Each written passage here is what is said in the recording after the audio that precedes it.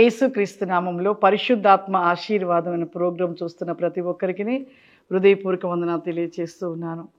ప్రతిరోజు కూడా ఉదయం లేవగానే ప్రార్థించుకొనుట, వాక్యంను ధ్యానించుట, పరిశుద్ధాత్మ ఆశీర్వాదం పొందుకునుట, ఇవి ప్రతిరోజు మన జీవితంలో కలిగి ఉండాలి. కలిగి ఉన్నట్లయితే మనం ప్రతిరోజు కూడా వెలిగించబడువారుగా ఉంటూ ఉంటాం. ఈరోజు పరిశుద్ధాత్మ దేవుడు మనకిస్తూ ఉన్న వాగ్దానము లూకాసు వార్త 18వ అధ్యాయము 9వ వచనము. తమే నీతిమంతులమని తాము అనుకొనుచు ఇతరులను తృణీకరించు కొందరితో ఆయన ఈ ఉపమానము చెప్పెను. ఈరోజు మనకు పరిశుద్ధాత్మ దేవుడిస్తున్న వాగ్దానం. కొంతమంది వారు నీతిమంతులు అనుకొని ఇతరులను విమర్శించే వారుగా ఉంటూ ఉంటారు. ఎప్పుడూ కూడా మనం నీతిమంతులము, మేము సత్యవంతులము, యథార్థవంతులము, మేము చాలా గొప్ప వాళ్ళము, మాలో ఏ తప్పు లేదు, ఏ పాపం లేదని ఎంతోమంది కూడా ఇటువంటి రీతిగా అనుకునే వారు ఉంటారు. కానీ వారి కొరకు ఒక ఉపమానం చెప్తున్నాడు ప్రభు. ఇక్కడ ఇద్దరి గురించి చెప్తున్నాడు. పరిచర్యుడు ఇంకా సుంకరుడు గురించి, ఇద్దరి గురించి కూడా చెప్తున్నాడు. సుంకరుడి ప్రార్థన ఏ విధంగా ఉంది, పరిచర్యుడి ప్రార్థన ఏ విధంగా ఉన్నది, ఆ యొక్క ఉపమానాన్ని ప్రభువారు ఈ యొక్క లేఖన గ్రంథము తెలియపరిచినట్లు, సుంకరుడు తనను తను తగ్గించుకున్నాడు. ఎంత తగ్గించుకొని తను చేసే ప్రార్థనలు కూడా ఎంతగా అంటే దేవుణ్ణి వేడుకుంటున్నాడంటే అంతగా వేడుకుంటున్నాడు.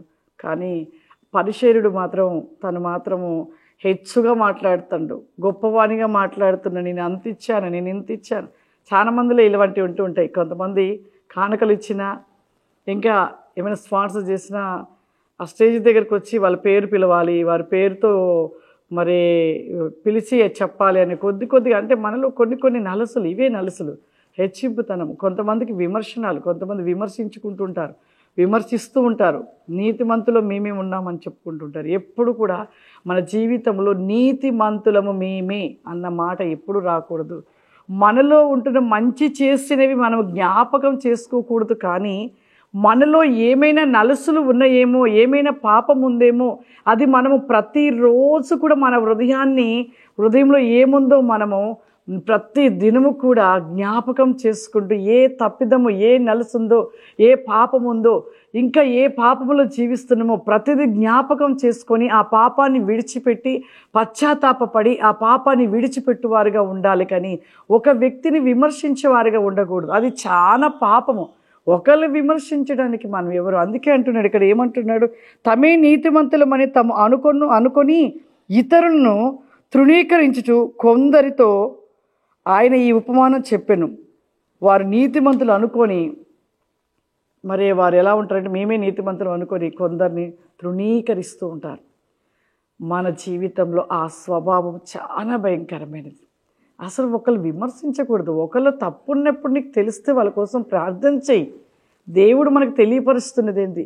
ఇతరులను విమర్శించకూడదు. ఇతరులు ఒకళ్ళు తప్పు చేసిన వాళ్ళకి క్షమించి వాళ్ళు ప్రేమించేవారుగా ఉండాలి. వారు ఒకళ్ళు తప్పును విడిచిపెట్టకపోతే వారి కోసం కన్నీరు విడిచి ప్రార్థన చెయ్యి. అలా నువ్వు ప్రార్థించడం వల్ల నీకు ప్రతిఫలం వస్తుంది. వారు ఫలిస్తారు, నీకు దేవుడు ప్రతిఫలం ఇస్తాడు. దేవుని పాదాల దగ్గర, దేవుని సన్నిధిలో మనం ఎవరి కొరకు ప్రార్థించినా ఆ ప్రార్థన వ్యర్థం కాదు. ఆ ప్రార్థనను బట్టి మన జీవితంలో దేవుడు ఆశీర్వదిస్తాడు.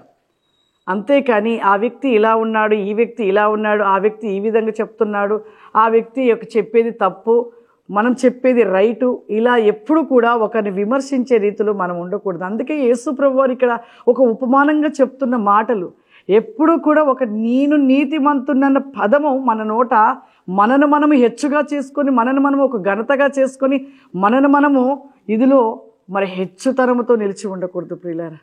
అలా ఉంటే దేవుడు ఎప్పటికీ మన ప్రార్థన వినడు, ఎప్పుడు కూడా వినడు. ఇక్కడ ఇద్దరు ప్రార్థనలో ఎవరి ప్రార్థన విన్నాడు?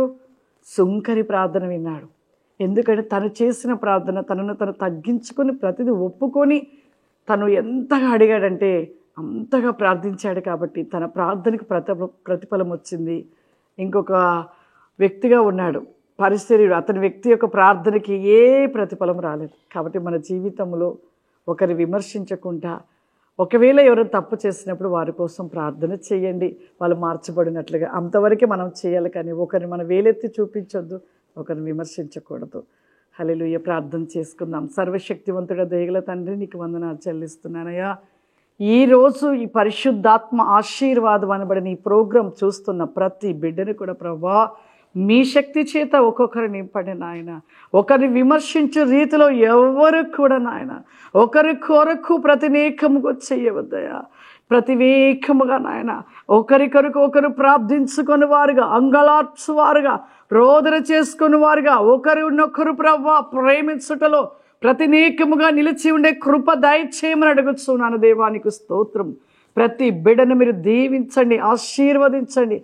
పరిశుద్ధాత్మ ఆశీర్వాదము ప్రతి బిడ్డ పైన ప్రతినికోసి కమాందర వాల్బీ గోబ్రి ఖాబా షూరిల రాస్తి కమాందల రాస్తి కావరిమా వాల్బీ గోబ్రి కాస్టెల్ బికాస్ని దయచేయమని ప్రతి బిడ్డను దీవించి ఆశీర్వదించమని యేసుక్రీస్తు నామమున నడిచినాను తండ్రి. ఆమేన్. God bless you. దేవుడు మిమ్మల్ని దీవించును గాక. ఆమేన్.